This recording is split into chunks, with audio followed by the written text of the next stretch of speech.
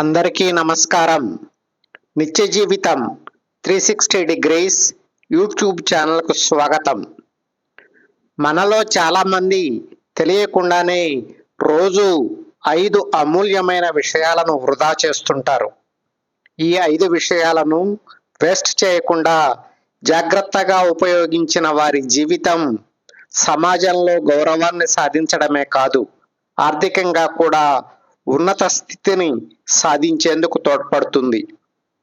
ఆ 5 విషయాలు ఏమిటో, వాటి ప్రాధాన్యతలు ఏమిటో, వాటిని ఎలా ఉపయోగించుకోవాలో ఈ వీడియోలో తెలుసుకుందాం. వీడియోను స్కిప్ చేయకుండా చివరి వరకు చూడండి. మొదటిది నీరు. మనిషి తిండి లేకపోయినా కొన్ని రోజులు బతకగలడు. అదే నీరు లేకపోతే ఒక్కరోజు కూడా బతకలేడు. అయినా మనం ఏం చేస్తున్నాం? ప్రతిరోజు నీళ్లను ఇష్టం వచ్చినట్లు వేస్ట్ చేస్తున్నాం. ప్రపంచ భూభాగంలో 71% నీరు ఉన్నా తాగడానికి పనికి వచ్చే నీరు 0.5% మాత్రమే ఉంది. మన దేశంలోనే కోట్ల మంది నీటి కొరతను ఎదుర్కొంటున్నారు. మనం ఉండే ఊళ్ళోనే, మనం ఉండే పట్టణంలోనే, మనం ఉండే నగరంలోనే నీళ్ల కోసం అరిగోసపడే జనాన్ని మనం రోజు చూస్తూ ఉంటాం. అయినా సరే మున్సిపల్ వాటర్తో మన ఇంట్లోని ట్యాంక్ నిండి రోడ్డు మీద వరద పారుతున్నా నల్లాను బంద్ చేయం. నీళ్లు ఉన్నాయి కదా అని ఇంటి చుట్టూ రోజు పైపులతో నీళ్లు కొట్టి మరీ కడుగుతాం. పొద్దున్నే బ్రష్ చేసుకుంటూనో, షేవింగ్ చేసుకుంటూనో, వంటగదిలో అంట్లు తోముతూనో ట్యాప్ ఆన్ చేసి బంద్ చేయం. అపార్ట్మెంట్స్లో ఉండే వాళ్ళైతే కామన్ కరెంట్ బిల్ కదా అని బకెట్ల కొద్దీ నీళ్లను బాత్రూముల్లో, లెట్రిన్స్లో గుమ్మరిస్తుంటారు. ఇలాంటి వృధాని ఈ క్షణం నుంచే తగ్గించండి. ఒక్క బొట్టు నీరు కూడా వృధా కాకూడదు అనే భావనతో జీవించండి. నీరు లేకపోతే జీవితం లేదు అని గుర్తించండి. మీ పిల్లలకు కూడా నీటి విలువను నేర్పండి. నీటిని ఆదా చేయడం అంటే భవిష్యత్తును కాపాడటం. రెండవది ఆహారం. ఒక్క పూట మనం తినే అన్నం తయారవ్వడానికి ఎంతమంది కష్టపడతారో, ఎన్ని వనరులు ఖర్చవుతాయో ఎప్పుడైనా ఆలోచించారా?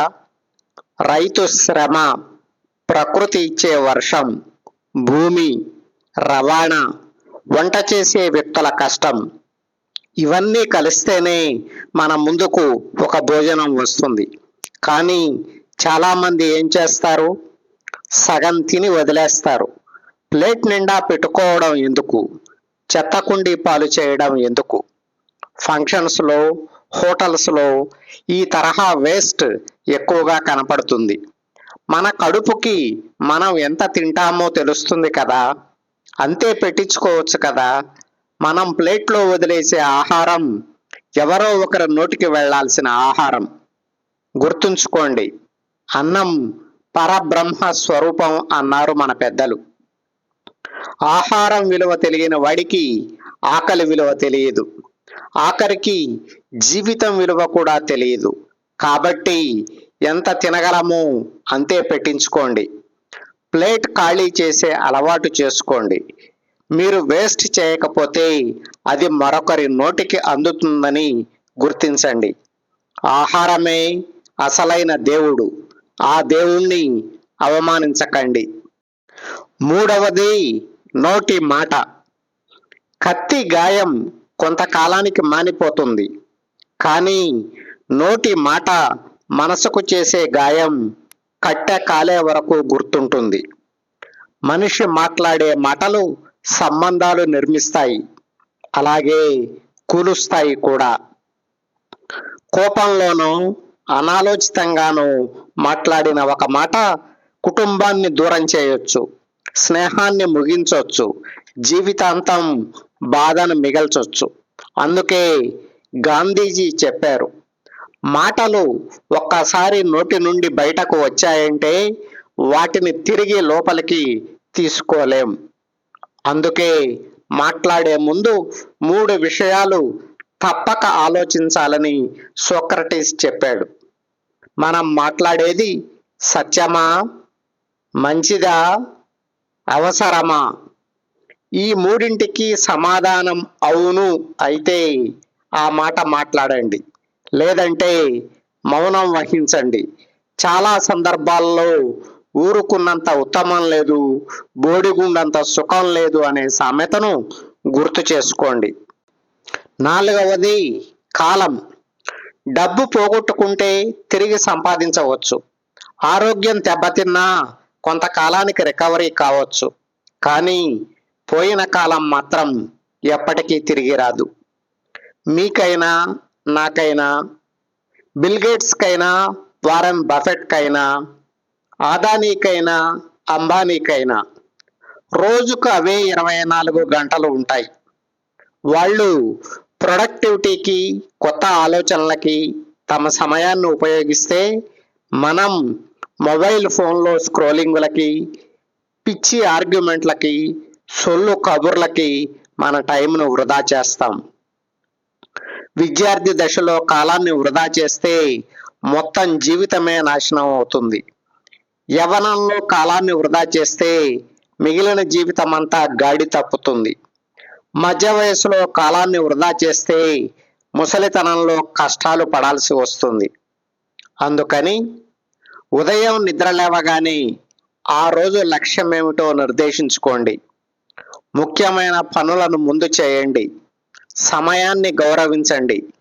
పడుకునేటప్పుడు జీవిత లక్ష్యానికి అనుగుణంగా ఈరోజు ఏం చేశాను అని రివ్యూ చేయండి. ఇవాళ టైం ఎక్కడ వేస్ట్ చేశారో గుర్తించండి. రేపు అదే తప్పు మళ్ళీ చేయకండి. అప్పుడు కాలం మీ చేతిలోకి వస్తుంది.